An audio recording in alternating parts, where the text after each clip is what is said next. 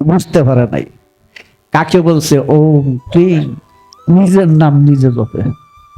আমি ওই দিক দিয়ে বললাম কথাটা, বুঝালিও কি কইছে কইলম, কিন্তু দেখালাম এখানে এসে সহদেব নকুল অর্জুন ভীম যুধিষ্ঠির, সহদেব নকুল ভীম যুধিষ্ঠির, অর্জুন ভীম যুধিষ্ঠির, 5টা। হুসাইন হাসান ফাতেমা আলী। তাহলে কোথায় আসছো তুমি? কে এই মানুষটা? কে একটু লক্ষ্য করে দেখছো? অচেতন, ঘুমন্ত অবস্থায় আছে। আরে তুমি তো সেই মহাসত্যের প্রকাশ, তুমি তো সেই মহাসত্যের প্রকাশ, আল হক স্বয়ং তুমি নিজে। তুমি নিজেকে হারাই ফেলছো, ভুলে গেছো। তুমি তো জমিদার বংশের, মাতার ব্রেন খারাপ হয়েছে তাই পাগল রাস্তায় রাস্তায় ঘুরে। হ্যাঁ, তাই জাগো হে মানুষ, জাগাও তব হুশ। হ্যাঁ, কি বলছে? জাগো হে মানুষ, জাগাও তব হুশ। কোথায় জাগাবে? এই মহিমণ্ডলে, এই জগতে থেকে। তুমি সৃষ্টির মূলাধার মানুষ, তুমি সৃষ্টির মূলাধার, মানুষ থেকে সৃষ্টি। তব মহিমায় অপার, শেষ নেই, মানুষের মহিমার শেষ নেই। আসন খোদার, তুমি খোদার আরশ। তুমি হও খুদ মূলে, জাগো হে মানুষ, রইলে কেন বেহুশ, জাগাও তব হুশ এই মহিমণ্ডলে, জাগো হে মানুষ। তুমি কি চিনো নাই? তুমি গেছো কোরআন পড়তে, গীতা পড়তে, বাইবেল ত্রিপুরা জিন্দা ব্যস্তা পড়তে, আর উড়ি আইছে তোমাকে তোমার মহিমা প্রকাশ জানাই দিতে, তোমার মহিমা প্রকাশ জানাই দিতে, তোমার সম্মান মর্যাদা জানাই দিতে উঠে আসছে। আর তুমি ওইটা ঘুরে সময় সময় সময় সময় তাকের মধ্যে তুই তো আরাম দাদা, এই তোর কপালের দোষ। এরকম কপালে দারুণ। আর তোমার বিস্তারিত পরিচয় এই কোরআন গীতা বাইবেল ত্রিপুরা জিন্দা ব্যস্তার মধ্যে দেখো তাকাইয়া। তুমি পড়ো, নিজেকে পড়ো, একরা একরা পড়ো, একরা বিসমি আল্লাহর নামের সাথে পড়ো। হ্যাঁ, কি বলছে? একরা বিসমি রাব্বিকাল্লাযী খালাক, পড়ো তোমার রবের নামে যিনি সৃষ্টি করেন। তাহলে কি করছে? কোন জায়গা বুঝাইতেছে? কোন জায়গা? পড়ো মানে জানো, পড়ো মানে চিনো। এখানে কি চিনতে কইতেছে? আল্লাহ কইছে তিনি তোমাকে সৃষ্টি করছে। কোথা থেকে? আলাক থেকে। আলাক কোথায় থাকে? আলাক থাকে কোথায়? ও তো সৃষ্টি তত্ত্ব, মানুষের সৃষ্টি সম্পর্কে তোমাকে জানতে বলছে, গবেষণা করতে করছে। আর তুমি কোরআনে গবেষণা করো? তুমি নিজের চিনো, কোরআন আমনে আমনি তোমার কাছে আগুর করে আসবো না। হ্যাঁ, কথাই ছিল, আমি কিছুক্ষণ আগে বলছি, ছিল গঞ্জমক্কি জামাদাত নাবাদাত হায়ানাত নুতফা। এই নুতফা ছুটতে গিয়ে মাতৃ ভান্ডার মধ্যে গিয়ে আলাক হয়ে রক্ত জমাট রক্ত হয়ে গেছে, তার মুদগাতান হয়ে গেছে, মাংসপিণ্ডের মতো হয়ে গেছে, তার মধ্যে হাড় যুক্ত হইলো, শেষে হলো জনিন, অপূর্ণ একটা শিশু হয়ে গেল, শেষে হলো কামেল, পরিপূর্ণ একটা শিশু হয়ে গেল। হ্যাঁ, আল্লাহ কয় তুমি পড়ো। কি পড়ো? তুমি নিজেকে চিনো। একরা বিসমি রাব্বিকাল্লাযী খালাক, খালাকাল ইনসানা মিন আলাক। কি? ওই যে জমাট রক্ত, ওইখান থেকে ইনসান তৈরি করছে। তুমি ওইটা গবেষণা করো, তোমারে তুমি গবেষণা করো। কোরআনে তো লেখাই আছে, তুমি এটা নিজেকে গবেষণা করে দেখো, ওইটা তোমার দলিল দিতেছে। দেখছে না? 18টা অধ্যায় গীতার ভিতরে, জ্ঞান যুগ, ভাব যুগ, এরকম 18টা যুগ আছে গীতার ভিতরে। আরে তোমার 18 তত্ত্বের ভেদ ওই গীতার মধ্যে আছে। তোমার এই দেহটার নাম কুরুক্ষেত্রের যুদ্ধক্ষেত্র। সেই কুরুক্ষেত্রের মধ্যে গিয়ে দেখো পঞ্চ পাণ্ডব আর কুরু বংশের 100 অন্ধরাজা ধৃতরাষ্ট্রের 100 পুত্র এই পাণ্ডব বংশের সাথে যুদ্ধে রত হয়েছে। যেদিন তুমি এই পাণ্ডব বংশকে পরাজিত করতে পারবে, সেদিন তোমার এই দেহ রাজ্য নূর প্রকাশ পাওয়া যাবে। তাই যুদ্ধক্ষেত্রে গিয়ে দেখা সহদেব, নকুল, অর্জুন, ভীম, যুধিষ্ঠির 5 ভাই, তার গাতিগুত্র স্বাস্থ্য ভাই, 100 পুত্র, 100 মানে অসংখ্য। এই পুত্রের সাথে অন্ধরাজা ধৃতরাষ্ট্রের পুত্রের সাথে যুদ্ধে রত। এই পঞ্চপাণ্ডবের রথের সারথিটা ছিল কি? স্বয়ং শ্রীকৃষ্ণ প্রভু, নাকি? এখানে থেকে কি করছে? এই পঞ্চ পাণ্ডবের মধ্যে যিনি তীরন্দাজ, সবচেয়ে শক্তিশালী তীরন্দাজ ছিলেন অর্জুন। বুঝছো? এই অর্জুন, কিন্তু অর্জুনের রথের মধ্যে কি আসিল? শ্রীকৃষ্ণ আসিল। সহদেব, নকুল, ভীম, যুধিষ্ঠির মধ্যে ছিল না, অর্জুনের রথের মধ্যে ছিল। অর্জুনের রথের মধ্যে থেকে তাকে জ্ঞান দিতে শুরু করলো। মায়ায় আইসা অর্জুনকে গিরা ধরলো, নিজ হাতে কি করে গাতি কুষ্টি আমি মেরে ফেলাই। হ্যাঁ, এই যে মায়ায় ধরছে, তিনি কোনো মতে এটা পারতেছে না, মায়ের জগৎ থেকে ছুটতে পারতেছে না। তখন কৃষ্ণ একটা একটা করে জ্ঞান দান শুরু করলেন। এই জ্ঞান দিতে দিতে দিতে দিতে যখন তাকে চরম অবস্থায় নিয়ে গেল, তবু তিনি ছুটতে পারতেছেন না। তখন তিনি একসাথে বিশ্বরূপ দর্শন করাই দিলেন, মেরাজ করাই দিলেন। তিনি দেখতে পাইলেন ওই গাতি গোষ্ঠী শত শত, তার গাতি গোষ্ঠী ভাই বোন যারা আছে সবাই আগেই মরে রয়েছে। কৃষ্ণের বিধানে তারা আগেই মৃত্যুবরণ করে ফেলেছে। এখন অর্জুন হলো শুধু উপলক্ষ, হ্যাঁ শুধু শুইছে, এই ছোঁয়াটাই তার কাম। আসলে মরে গেছে আগেই। যখন বিশ্বরূপ দর্শন করাইলো, বিশ্বরূপ দর্শন করে 747টা শ্লোক তৈরি করলো। একটা শ্লোক তৈরি করলো অন্ধরাজা দ্বিতীয়মন্ত্রী সঞ্জয় দত্ত। কথা বলছো?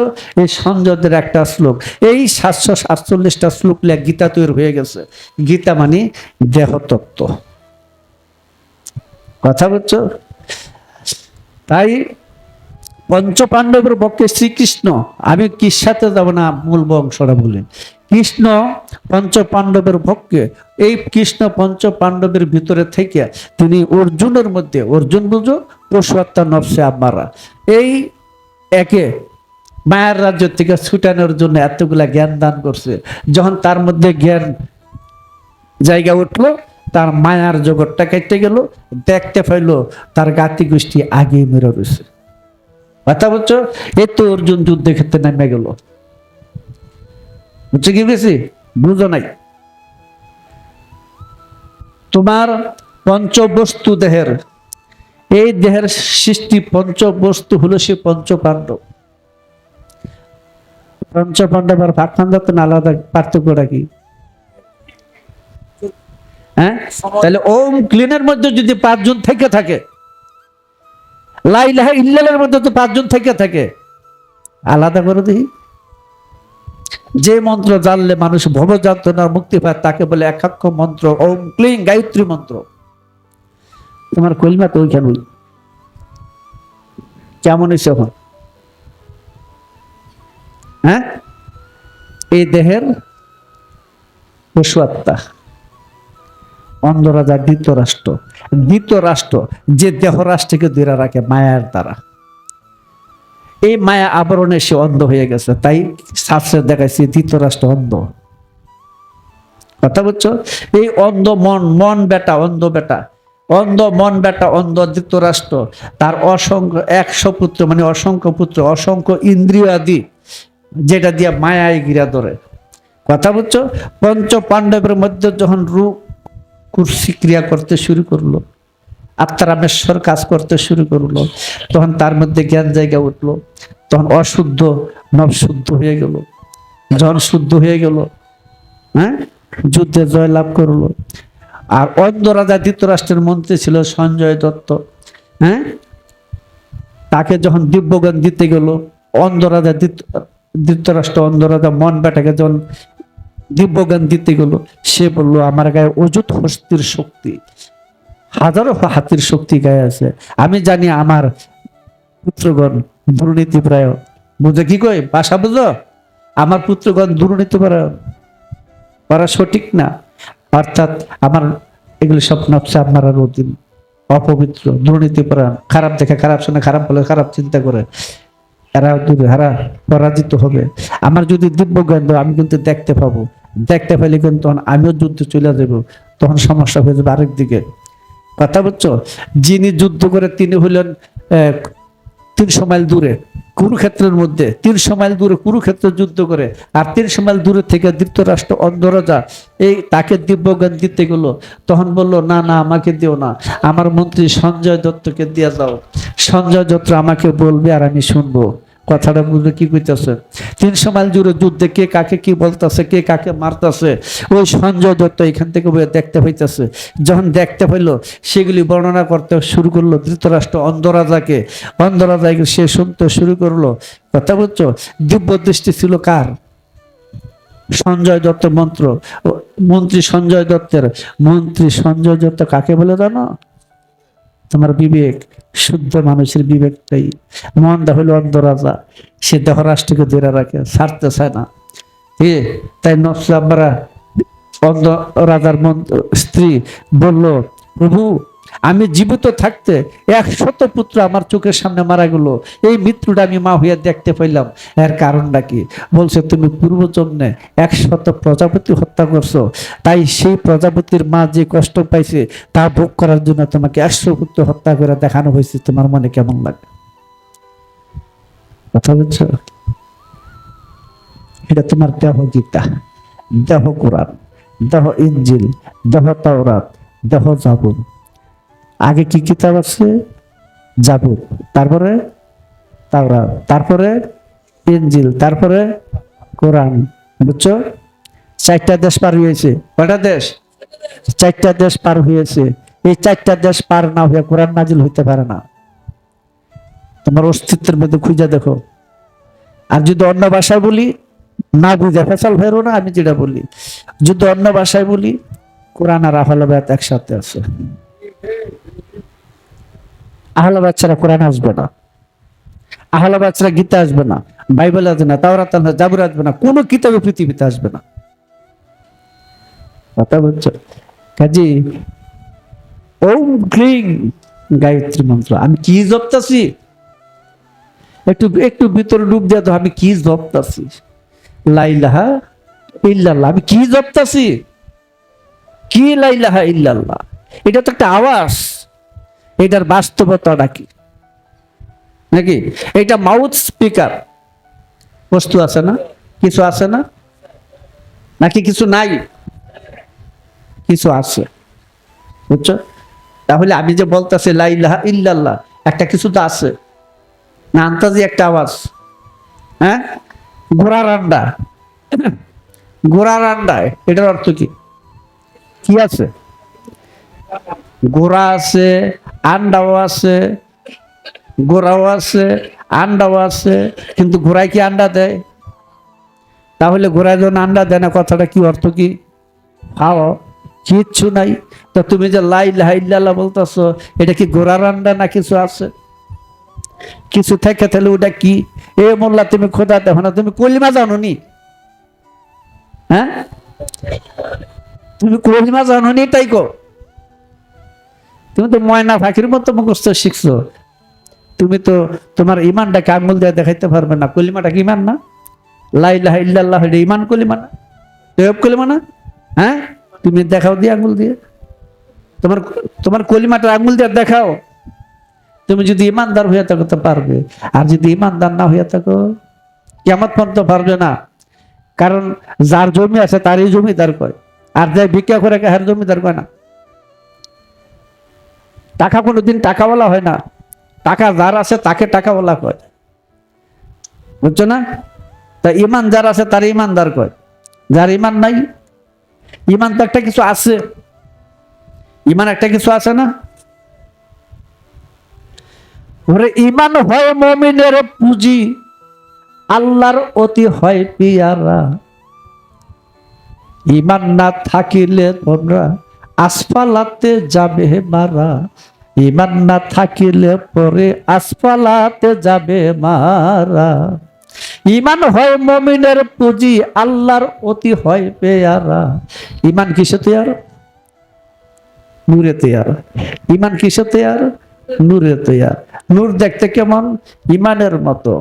ইমান যে গ্রহণ করছে তারে কয় ইমানদার। ইমানকে যে স্বীকার করছে তাকে কয়। তাহলে যে ইমানদার, হ্যাঁ তো ইমান দেখাইতে পারবে, ওই তো আমার ইমান। যেখানে কলিমা রূপ ধরে বসে রয়েছে ওইখানে তো কলিমার এখানে ইমান আছে না? তো যে ইমানদার, ইমান আর ইমানদার এক জিনিস, একটু পার্থক্য। ইমান, ইমানকে যে স্বীকার করছে সে ইমানদার, নাকি যে স্বীকার করছে সে ইমানদার। ইমান কিন্তু আলাদা। ইমান হলো আমার ইবাদত, ইমান হলো আমার সমস্ত কিছুর মূল। ইমান আর আলোতে আমি মুক্তি পাবো, নাকি? তো কলিমা যদি ইমানের কলিমা হইয়া থাকে, তাইয়্যিব কলিমা হইতো, তাইয়্যিব কলিমা যদি হইয়া তুই মানে পবিত্র পাক পবিত্র কবিলা, হ্যাঁ? তো লা ইলাহা ইল্লাল্লাহ অপবিত্র মুখে বারো না, লা ইলাহা ইল্লাল্লাহ সুরের মুখ দা বারো না, লা ইলাহা ইল্লাকে পাটপাড়ের মুখ দা বারো না, লা ইলাহা ইল্লাল্লাহকে মোল্লার মুখ দা বারো না। তো মানুষটা পাক না নাপাক বুঝতে হবে না? মানুষটা যদি নাপাক হয়, কলিমা তৈবা হলো কেমনে? তৈবা মানে পবিত্র। পবিত্র কলিমা কখন হয়? আমার জবান যখন পাক হয়। জবান কখন পাক হয়? আমার দিল যখন শুদ্ধ হয়, হচ্ছে না? তখন তো কলিমা পাক হয়। বেশ, এবার তুমি পাক হইয়া বলো কলিমা কেমনে? তখন তুমি নিজেই কলিমা হইয়া দেবা, তুমি তখন নিজে ইমান হইয়া যাবে। নবী কি ইমানদার? মুর্শিদ কি ইমানদার? তারা ওই জগৎ পাড়ি দিয়েছে, ওই জগৎ পাড়ি দিয়া তিনি স্বয়ং ইমান হয়ে গেছেন। এখন তারকে যে স্বীকার করবে সে হয়ে যাবে ইমানদার। মোল্লার ইমান কি? বট গাছে না গাব গাছে না জাম গাছে? এরকম একটা বুঝো না? কত যুক্তি, তুমি হাজারো যুক্তি দাও, কিন্তু যেই পর্যন্ত তোমার চোখের মধ্যে না আসবে সেই পর্যন্ত তোমার সমস্ত যুক্তি বাতিল, বুঝো না? যুক্তি, তর্ক, দার্শনিকতা, জ্ঞান বিজ্ঞান ইত্যাদিতে তারা পাওয়া যায় না, তারা পাওয়া যায় সুন্দর একটা মন দিয়া, সুন্দর একটা মন দিয়া পাওয়া যায়। কথা বলছো? তার আচার আচরণ ব্যবহারে বোঝা যাবে সে কেমন জিনিস। বুঝে কি গেছে? কারণ মানুষ পরিচয় কিন্তু চেহারা নকশা দিয়ে না, শিখাই দিয়ে না, মানুষ পরিচয় আচরণে। কথা বলছো? জি, তৌহিদ দেশের যে রাস্তায় আমি তৌহিদের ভিতরে ঢুকে যেতে পারবো, সেরেক তো জীবনে ঢুকতে পারবো, ওইটা হলো ধর্ম শিক্ষা। ধর্ম কি দেখেনি কেউ? দেখা যায়। ধর্মটা যার মধ্যে জাগ্রত। ধর্ম কি জিনিস? ধর্ম এক কথায় বলা যায়, এক কথায় ধর্মটাকে বলা যায়, ধর্মটা হলো মানবতা। কথা বলছো? মানবতা, মানবতার স্বভাবটার নাম হলো ধর্ম। আল ইসলাম দিনুল ফিতরাত, ইসলাম হলো স্বভাব ধর্ম। কোন স্বভাব? নফসে মুতমাইন্নার অধিকারী মানুষটা। তাহলে নফসে মুতমাইন্নার অধিকারী যে মানুষটা, ধর্মটা তার চেহারায়, বোঝা যায় না? শয়তানের খাসিয়ত যে মানুষটার মধ্যে, তার চেহারা শয়তানের চেহারা। ফেরেশতা গুণ খাসিয়ত এটা যার মধ্যে জাগৃত, তার চেহারা ফেরেশতার চেহারা। কথা বুঝছো? তাহলে ধর্মটাও দেখা যায়, ইমানটাও দেখা যায়, কলিমাটাও দেখা যায়, ওইখানে নামাজ রোজা হজ জায়গা সবই দেখা যায়। কথা বুঝছো? তুমি যতবার করছো দর্শন, ততবার তোমার হজ গমন। মক্কায় সমর্থবানদের জন্য হাকিকি হজটা সমর্থন ব্যক্তিদের জন্য, ইমানের সমর্থন যার আছে, ইমানের শক্তি যার আছে, তারা ছাড়া আর কি পারবে এটা দেখতে? হ্যাঁ, গুরুর দিকে চেয়ে থাকলে হজে দেব? গামছা আবু জলে চাইছিল, কথা বুঝো নাই? কিন্তু ইমানদার যারা, তারা যদি ইমানের বলে, নিজের ভিতরে যে ইমানের শুদ্ধিতার ভাবটা আছে, ওই বলে গুরুর দিকে তাকায়, সে প্রতি মুহূর্তে হজ করে, মেরাজ করে, মেরাজ করে। মেরাজ তো হলো কাবা কৌশাইনে, কাবা কৌশাইন কি ওখানে থাকে নাকি? হ্যাঁ, ওই বাদ ধরার দল। কাবা কৌশাইন কোন জায়গায়? কাবা কৌশাইনি ওয়াদ না সূরা নদের মধ্যে দেওয়া আছে দুটা জিনিস। কাবা কৌশাইন দুই ধনুক, মাঝখানে একটা ভাত আছে, না থাকলে একটা হয়ে যেত। কাবা কৌশাইন আল্লাহ মুরুদুল বাসরুনের জগৎ জিজ্ঞাসা, দর্শন করার জায়গা জিজ্ঞাসা, ওইটা ওখানে তো কাবা কৌশাইন। ও আসমানে বিছলে কিভাবে? কিচ্ছু হবে না, এটার কোনো কুল নাই, অকুল। ওটা অসীম, অসীমের রূপ এই সসীমে দেখা দিছে। অসীমের রূপ যখন সীমের ভিতরে ধরা দিছে, তখন ওই রূপের ভিতরে খোদা দর্শন হবে। তাই তো বলছিল মান একরা বিসমি রাব্বিকা আল্লাযী খালাক, পড়ো তোমার রবের নামে। একটা অর্থ হলো পাঠ করা, পড়া, কিন্তু তার বেহাত হাকিকত হলো যারা গবেষণা করে তারা জানবে একরা অর্থ হলো চিনো, একরা অর্থ হলো জানো, হাকিকতের ভাষা। যখন নিজকে চিনবে তখনই তুমি তোমার হিসাব পাবে। কয় নিজের চিনলে আল্লাহর চিনা যায়, আল্লাহর চিনা যায় সহজ, কিন্তু বিশ্বাস করা যায় না। আল্লাহর চিনা সহজে, কিন্তু বিশ্বাস করা যায় না। কথা বুঝছো? মহাগিনী, মহাগিনী আজাজিল, আদ্রাই আজাজিল, শয়তান পর্যন্ত খোদা চিনতে গিয়ে বিভ্রান্ত হয়ে সেজদা করে নাই। মহাগিনী হয়ে সে খোদা চিনে নাই, সে ওই নিরাকারই রয়েছে। আলেমরা যত বড় জ্ঞানী হোক, এই জগতে যত জ্ঞানী অর্জন করুক, খোদা দেখবে না। খোদা দেখার জন্য খোদার এলেম আছে। ওই এলেম যার মধ্যে আছে তিনি হইলেন পীর, তিনি হইলেন মুর্শিদ। বুঝা যায়? যাক, কি কিছু বোঝা গেছে তখন? আচ্ছা, আজকে আর আলোচনা করবো না। এবার তোমরা বাকি কাজ সারো। পারো? মিলাদ পারো? হ্যাঁ, না সংক্ষিপ্ত করো। আল্লাহুম্মা সাল্লি আলা